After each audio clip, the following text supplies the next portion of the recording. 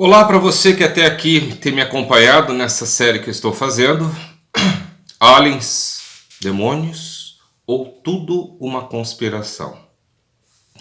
No primeiro vídeo eu falei sobre casos que estão acontecendo desde os primórdios da civilização humana e que vem aumentando desde então. E terminei falando sobre a fala de uma das maiores autoridades do mundo, que foi o ex-ministro de Defesa do Canadá, afirmando categoricamente, junto com mais de 40 profissionais da área de ciências e astronomia, de que os governos estão sim mantendo contato com outras civilizações extraterrestres e que estão escondendo isso das pessoas. O mesmo ministro disse que pelo menos 4 raças estão no planeta. Então, antes de falar sobre os casos do Brasil, que é o tema principal desse vídeo, casos que você provavelmente nunca ficou sabendo, que é uma pena, né? Porque isso deveria ser divulgado. Vamos falar das raças. Quem seriam essas raças? Bom, a primeira seria classificada como os chamados sirianos. Seria uma raça cinzenta, alta, com uma cabeça alongada para trás, certo? Como aparece em algumas esculturas, e eles são responsáveis por aqueles que trouxeram conhecimentos geográficos, de engenharia, astronômicos, matemáticos, de agricultura para a Mesopotâmia, Egito, Azteca, Maia e Inca. Todos eles falam praticamente dos mesmos deuses, que são classificados como os sirianos, responsáveis pelas grandes construções megalíticas, construções que até hoje desafiam a arqueologia moderna, porque quando se compara o período que ela foi feita com a tecnologia que o homem possuía, é muito incompatível, né? Então esses são os sirianos, a primeira espécie que está aqui há muito tempo. A segunda é bem famosa, porque ela aparece bastante em filmes, aparece bastante em seriados, que é os Greys.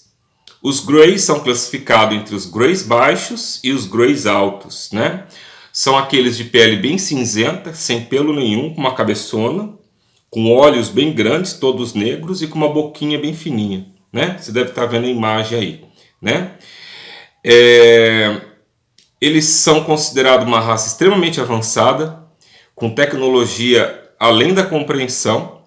Seriam eles que caíram no Novo México, em Roosevelt, mas eles são extremamente egocêntricos e não têm nenhum tipo de valor pela vida humana. Para eles, nós somos apenas ratinhos de laboratório, e que seus objetivos ainda são obscuros do que eles querem com a humanidade. Os abduzidos que tiveram encontros com Greys não saíram, digamos assim, satisfeitos. Na verdade, todos relatam como pesadelos acordados. São experiências terríveis que muitos só conseguem relembrar através de processo de hipnose, porque eles apagam da memória tudo aquilo que vivenciaram, certo? Esses são os Greys, né? Depois, a terceira espécie é uma espécie um pouco banalizada, porque os grupos de teoria maluca da Terra plana se apossaram deles, né? Claro que não dessa forma que eu vou falar para vocês. Para eles é uma outra coisa, mas é os chamados reptilianos. Os reptilianos também é uma raça antiga que está aqui desde os primórdios. São espécie de humanoides, mas com escamas, parecido com uma pele de cobra, né? Verde, meio oleosa, e com grandes olhos com pupilas verticais. Eles têm a capacidade de se disfarçar como seres humanos através de uma tecnologia desconhecida pelo homem e que estão aqui há milhares de anos. Tanto é que deuses e serpentes são relatados em várias culturas, inclusive a Azteca, Maia, Inca, a Hindu, fala de deuses e serpentes, de metade homem e metade cobra. Os reptilianos são considerados extremamente hostis. Eles são violentos, e não têm também nenhum tipo de respeito pela vida humana, certo? São considerados seres perigosos e que consideram o ser humano como um verdadeiro câncer vírus desse planeta. Isso é o que relata muitos dos que foram abduzidos pelos reptilianos, né? Claro que eu não acredito e acho absurda a teoria de que eles estão infiltrados nos grandes governos, como por exemplo alguns que falam que a Rainha Elizabeth é uma reptiliana, que o Obama é um reptiliano, que até o Trump é um reptiliano. Isso é absurdo, é a teoria maluca de gente que não tem o que fazer mesmo, né? Mas enquanto a existência dos reptilianos, não podemos afirmar nem que sim nem que não, né? Mas que eles são relatados há muitos séculos, isso podemos afirmar. A quarta espécie que o ministro canadense fala é um que mais se assemelha com os seres humanos, né?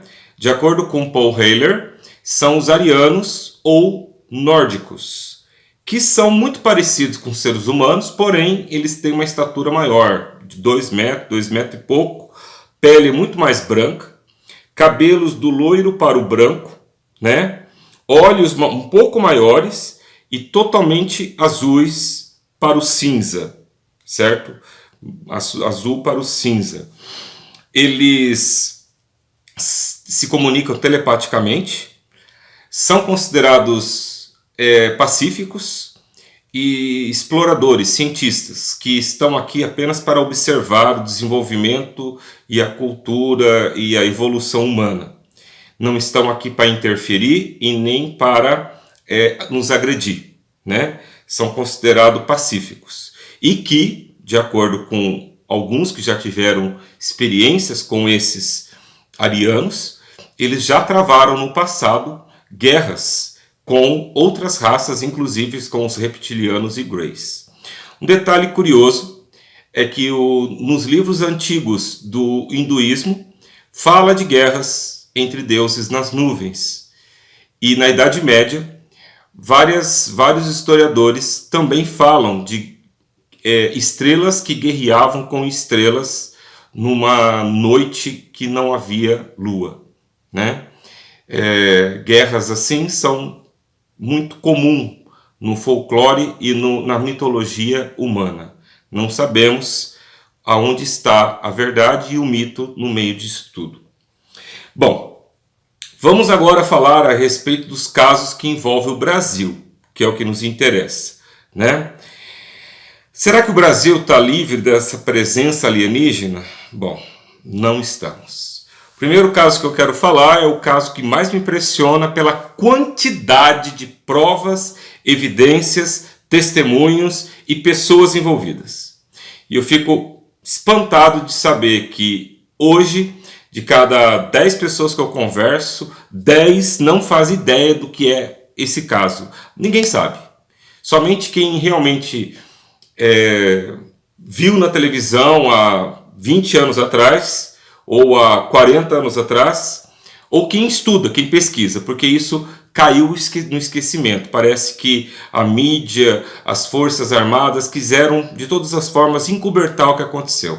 Mas as evidências estão aí e são inúmeras provas, é só pesquisar aí. É o caso de Colares, uma pequena cidade no Pará, na selva amazônica. Lá aconteceu um dos maiores fenômenos OVNIs do Brasil. Numa cidade de 2.000 habitantes que vivia da pesca, da agricultura e do artesanato, foi tomada por uma invasão em massa de naves que eram desde discos até em forma de cilíndricos, como se fossem charutos metálicos, rodeando e invadindo a cidade. As pessoas ficaram em desespero porque elas não só apareciam à noite, mas em plena luz do dia. E a coisa começou a ficar pior ainda, foi quando essas naves começaram a atacar a população de Colares, que era de 2.000 habitantes. Dessas naves saía um feixe de luz que grudava em alguma parte do corpo das pessoas de Colares, ou no pescoço, ou no ombro, ou em alguma parte do tórax, e deixava a pessoa paralisada, como se estivesse sugando alguma coisa da pessoa, material genético, sangue, tecido, ninguém sabe. E as pessoas ficavam lá tremendo sem poder se mexer. A médica da cidade, que até hoje relata esses acontecimentos, fala que mais de 100 pessoas foram atacadas por esse fenômeno, que eles colocaram até um nome, chamado fenômeno chupa-chupa, porque eles acreditavam que estavam sendo sugados. E essas pessoas, até hoje, carregam marcas, cicatrizes, de 3 pontos da onde elas foram atacadas. Nós estamos falando de pessoas humildes, de pessoas que tiveram baixa escolaridade. Como que elas teriam tanta imaginação e coletivamente inventariam a mesma história sem nenhum tipo de contradição?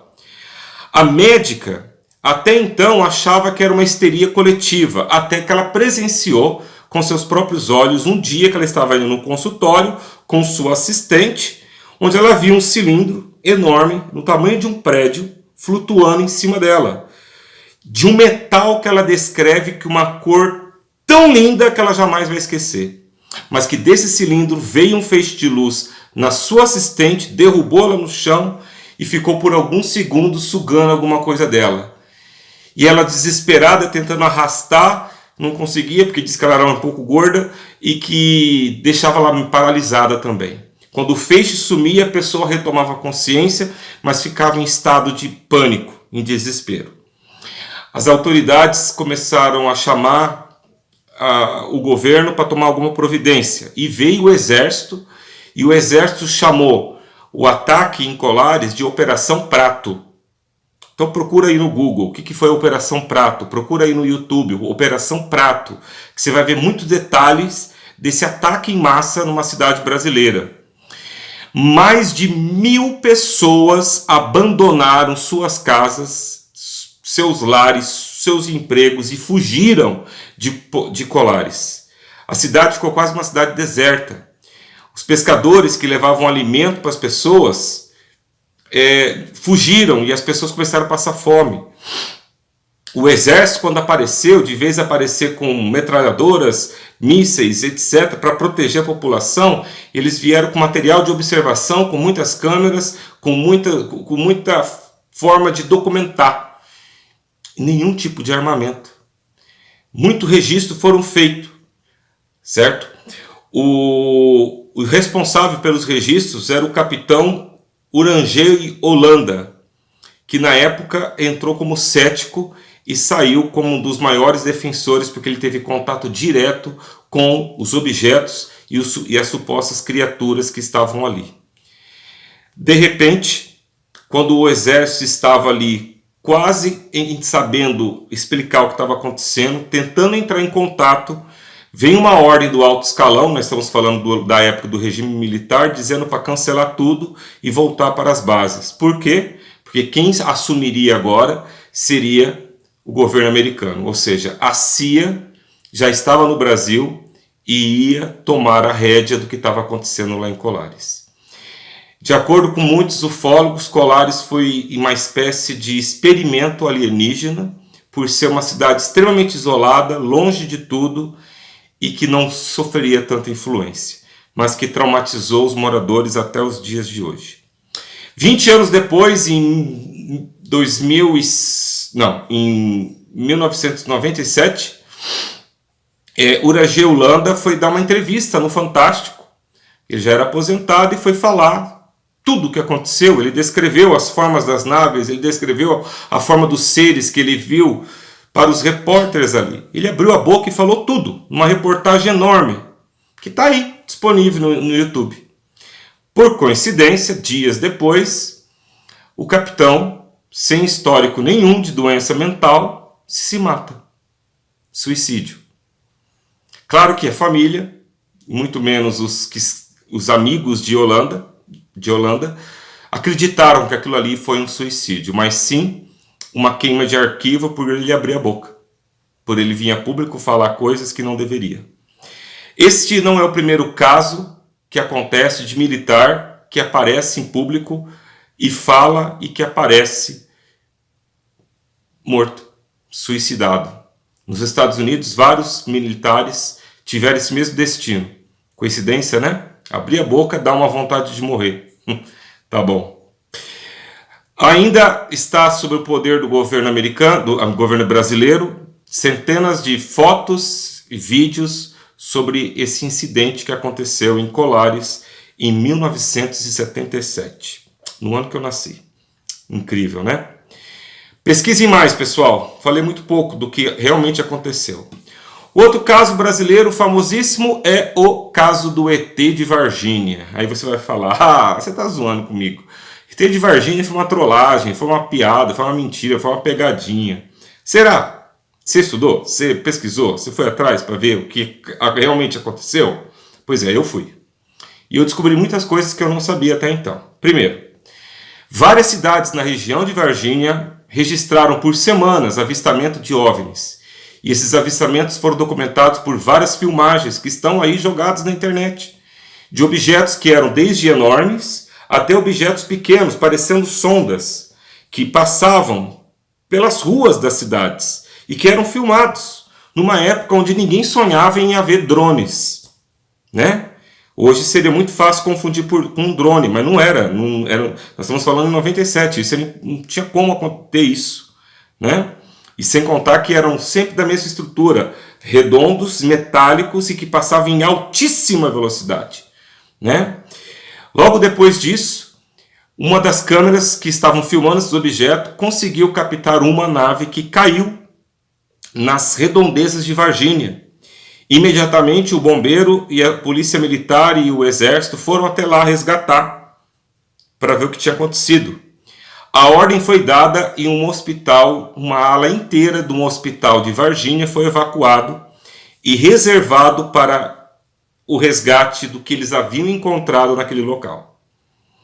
Quando eles chegaram com o corpo embrulhado, foram para essa área onde ninguém podia chegar, a não ser os médicos que o próprio exército havia escolhido ali do hospital.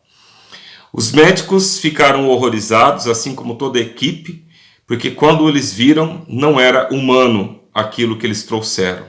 Era uma forma de vida humanoide, mas com uma pele totalmente escamosa, marrom, com os olhos grandes e vermelhos e com saliências na testa, como se fosse 3 chifrinhos assim, né?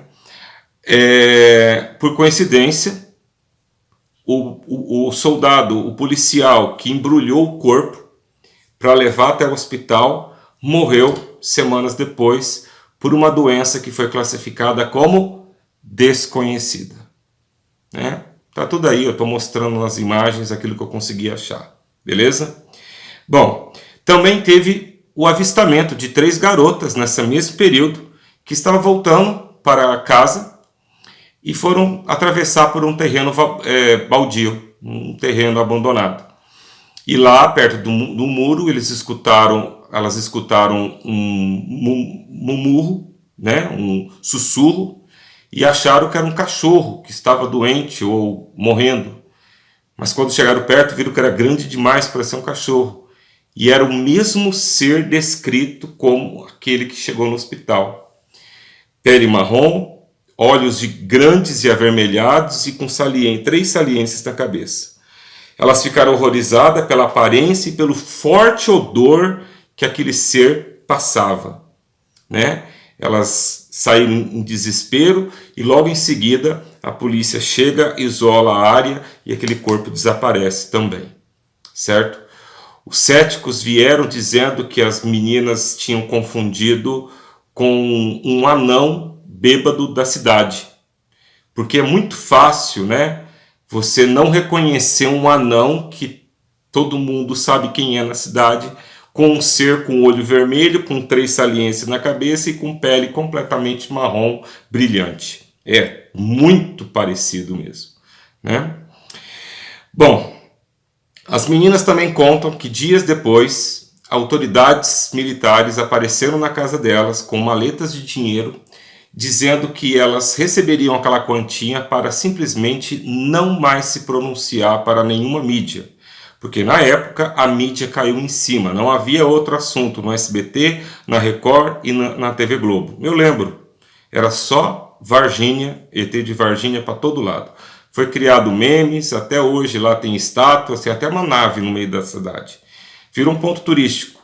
Mas o fenômeno aconteceu e existem centenas de testemunhas que comprovam isso. As meninas dizem que nunca aceitaram o dinheiro, até aí então eu não sei se é verdade. Mas elas continuaram contando a história até hoje. 20 anos depois, elas apareceram nos programas de televisão e contaram a mesma história sem nenhum tipo de contradição, né? Bom, esses são alguns dos casos que aconteceu no Brasil. Eu poderia falar de muitos outros casos, de pessoas, por exemplo, que foram abduzidas em determinado local do país e que apareceram no outro lado do país em questões de 2, 3 horas, em épocas onde não havia nem tráfego aéreo para aquele local.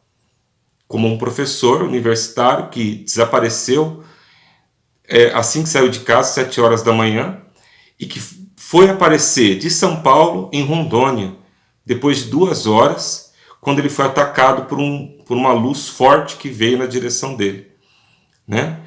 Tem muitos outros casos de fazendeiros do Rio Grande do Sul, muitos outros casos de pessoas, principalmente das cidades litorâneas, que avistam continuamente atividades OVNIs. Mas a grande questão é, o que eles querem? O que eles estão fazendo aqui? E o mais importante, o que há por detrás de tudo isso? São ETs? Ou é uma conspiração? Uma mentira para enganar a gente? Essa resposta eu vou dar no terceiro e a última parte dessa série. Beleza? Aguarde o próximo vídeo.